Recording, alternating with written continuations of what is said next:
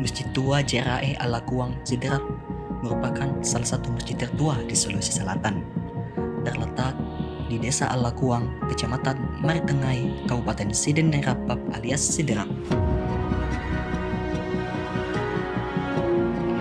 Masjid ini didirikan pada tahun 1016 Hijriah oleh Adatuang Sidendreng Lapateroi, Shebojo, dan Nenek Malomo setelah 1 tahun masuknya Islam di Sidendreng pada tahun 1608.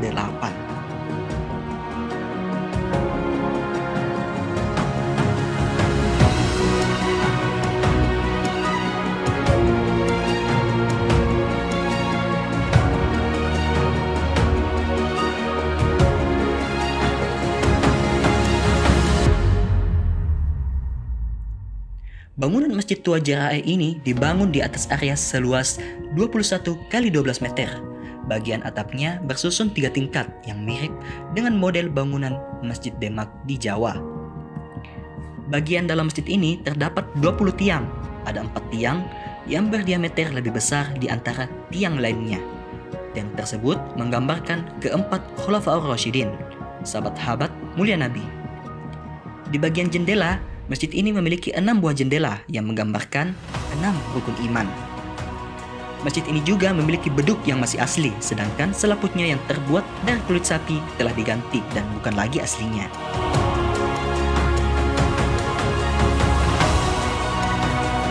Struktur bangunan masjid ini mirip dengan beberapa masjid tua yang ada di Sulawesi Selatan, seperti Masjid Tua Katangka dan Masjid Tua Jami Palopo. Jadi, bisa disimpulkan bahwa sumber ajaran Islam hanya satu, karena bentuk bangunannya yang bertingkat-tingkat, yang dimana dalam sisi agama disimbolkan dengan syariat, tarekat, dan ma'rifat.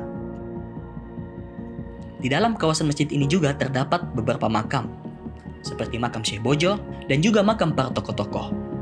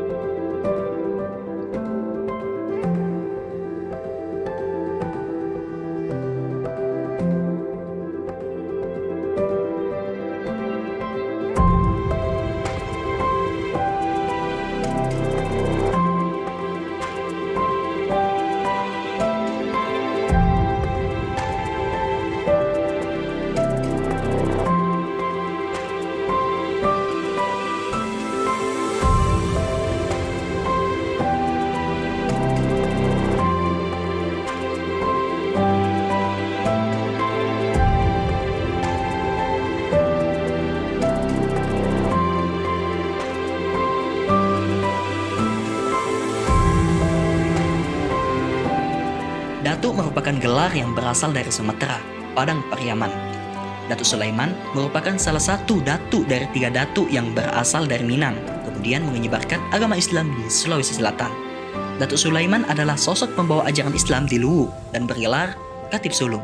Makamnya terletak di Desa Patimang, Kecamatan Malangke, Kabupaten Luwu Utara. Di area pemakaman ini juga terdapat makam lain seperti makam Raja Luwu, Datuk Patiware. Ada juga makam-makam lain yang merupakan makam keturunan Raja Luwu.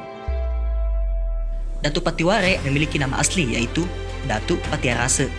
Diakibatkan karena pengaruh perkembangan bahasa dan dialek bahasa Bugis, maka penulisan dan penyebutan namanya pun berubah. Datuk Patiware ini merupakan Datuk Kerajaan Luwu yang ke-15. Beliau resmi masuk Islam pada tahun 1593 Masehi, dituntun oleh Datuk Sulaiman. Datuk Patiware memiliki 2 istri, salah satunya adalah kakak dari Sultan Alauddin Raja Gawatalo yang bernama Karang Riballa dan memiliki 3 anak yaitu Patia Raja yang bergelar Sombaupu, Pati Pasaung yang bergelar Sultan Abdullah yang menjadi penerus Raja Luwu ke-16 dan Wetenri yang bergelar Sombabaine. Datuk Patiware wafat di Patimang pada tahun 1615 Masehi dan diberi gelar Peta Matinroe Ripatimang. Posisi Datuk Luwu kemudian diisi oleh Pati Pasaung, putra keduanya.